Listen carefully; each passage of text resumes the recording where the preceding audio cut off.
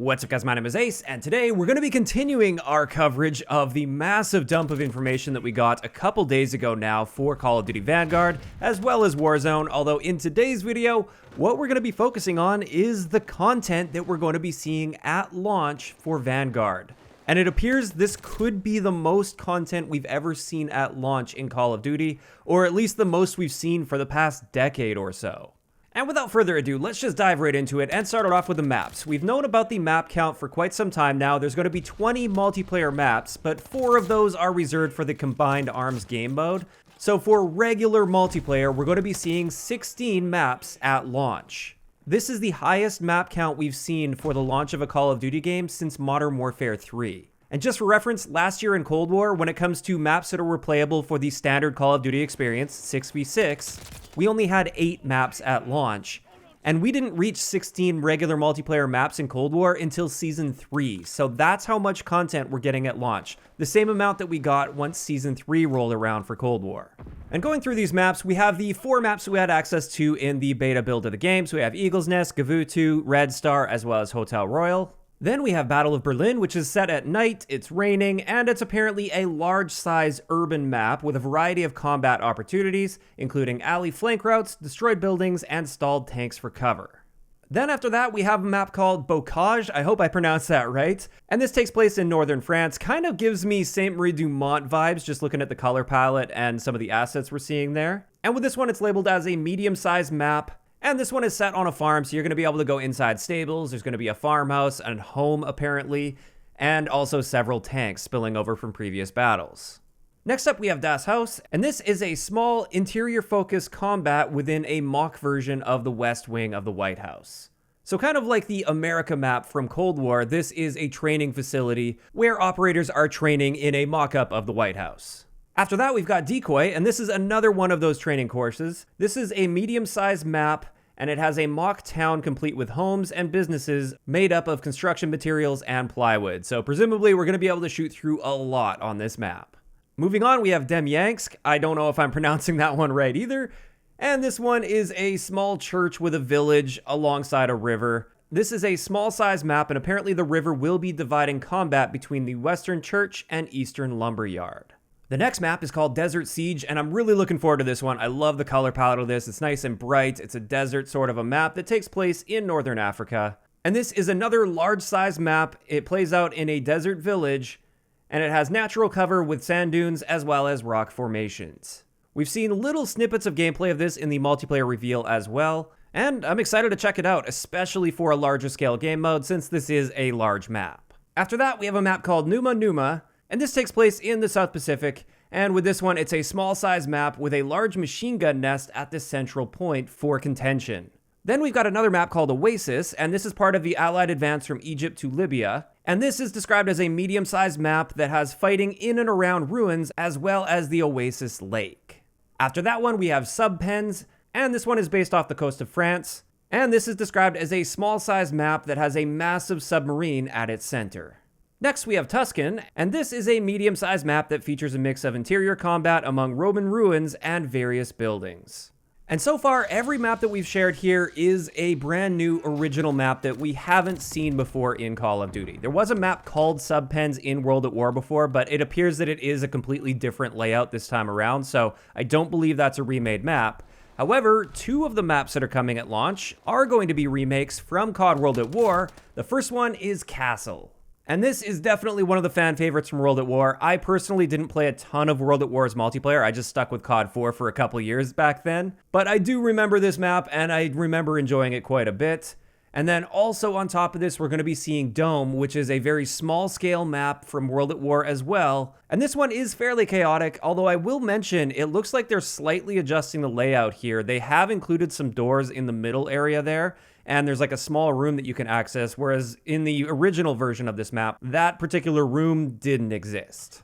In either case, that's our 16 maps that we're going to be seeing at launch for Vanguard. And so far, it looks like we're going to be seeing a pretty solid amount of variety in locations, designs, sizes, as well as color palettes. And I think this is all shaping up great. Obviously, we can't tell how these maps are going to be playing just based off of a simple screenshot. And of course, quality is also important. It's not just about quantity, but we can't judge quality at this point. At the very least, they have quantity under control when it comes to maps for the launch of Vanguard, and I think that's great news. Now, in addition to these 16 maps that are coming at launch, on November 17th, so a couple weeks after launch, we're going to be seeing the return of Shipment. And the very first thing that I looked for when I saw the image of Shipment was the angled containers that you can see on the bottom right. This is how the original Shipment was and how every version of Shipment has been, with the exception of Modern Warfare 2019, and this allows for much better spawns. Now, obviously, you can never get the spawns perfect on a super small chaotic map like Shipment, but the fact that these containers are angled once again is excellent news because it opens up some nice, relatively safe spawn points that didn't exist in Modern Warfare 2019's terrible version of Shipment. However, it also looks like in this version, just like the Modern Warfare version, we will be able to jump up and get on top of some of the crates. Additionally, this middle lane right here, it looks like there's going to be a crate that you can go through. I assume this is going to be a crate that you can walk directly through, so it will be a tunnel, so the actual layout doesn't really change there. Instead, it looks like the only thing that's going to be changing in that area is the fact that you can get on top of that, and also you're going to have some overhead cover while pushing toward the middle of the map, which could help deal with some of the streak spam on the map. So those are the maps so far that we know about for Vanguard. Now let's move on to the weapons. And it looks like we're going to be seeing 32 guns at launch, like we're talking actual guns, whether they be primaries or secondaries.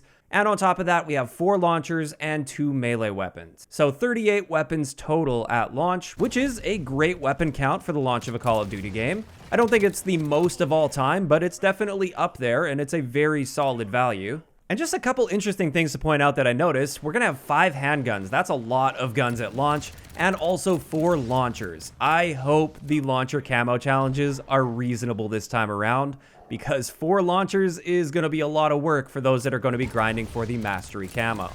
Now, after this, we have access to 12 operators, and normally I don't care about operators or character models or anything, because it's just cosmetic stuff.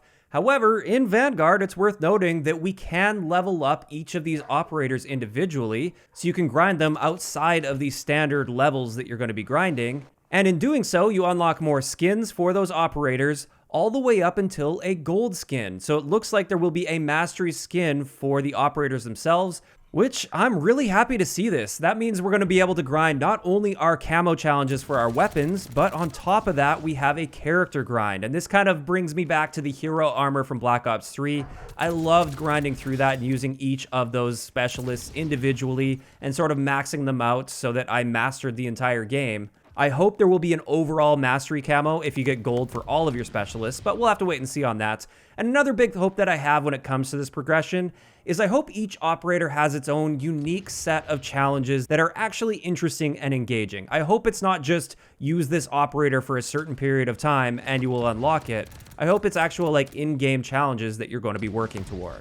Now, in addition to this, another really interesting thing that they're doing with these operators is each operator is going to have a preferred weapon. And if you use that weapon combined with that operator, you will get extra weapon XP for using that combination. And this also sounds interesting and will encourage more variety in operator usage. Your operator selection now actually means something in the game. And that way, if you're grinding a particular shotgun, for instance, it's going to be in your best interest to use the operator that is tied to that shotgun. And I think this is also going to make the gameplay slightly more interesting, at least. If you guys remember way back in the early days of Call of Duty, your character model would actually represent the weapon class that you were using. So an SMG character model would look different from an LMG character model. So at a glance, you can tell what kind of a gun that player spawned with. By adding this bonus weapon XP for using the right operator with the right gun, we'll probably see that come back in a very limited way, of course, because you can still use whatever operator weapon combination you want,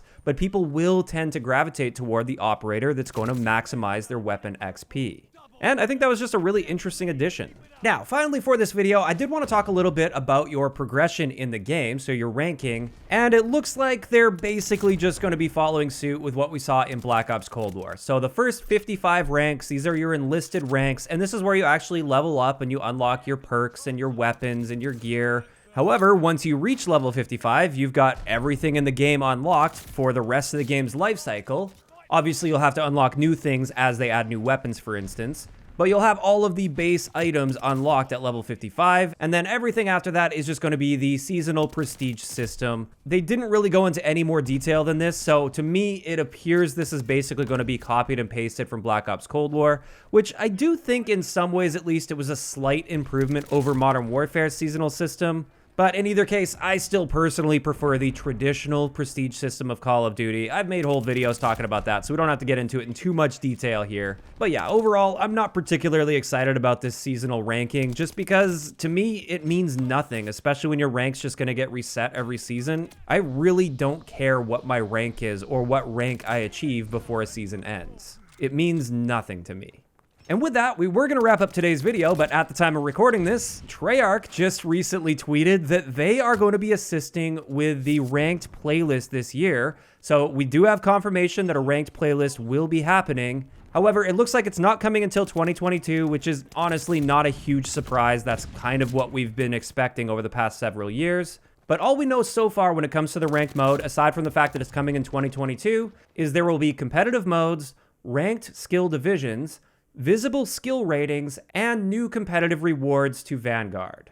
Now, all of that is super vague and doesn't really point to the quality of this ranked mode. We have no idea if it's going to be good just based on this tweet.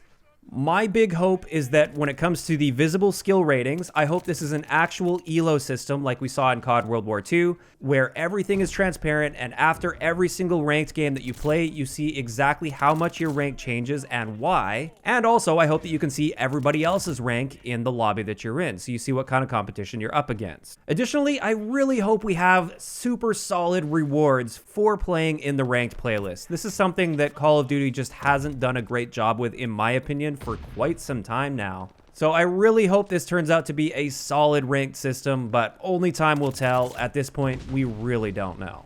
And with that, that's going to wrap it up for today's video. As always, I'd like to know in the comment section below, what do you guys think about everything we've talked about today? What do you think about the fact that we're seeing the highest map count at launch since Modern Warfare 3? And also, what do you think about the other things, like operators being tied to specific weapons so you can level up those weapons faster if you're using the right operator? Do you like the sound of all of these systems, or are there sections of this that you didn't like? Just let me know in the comment section down below. If you enjoyed the video, a like rating is always appreciated, and don't forget to subscribe for more if you haven't already. I'll talk to you guys next time.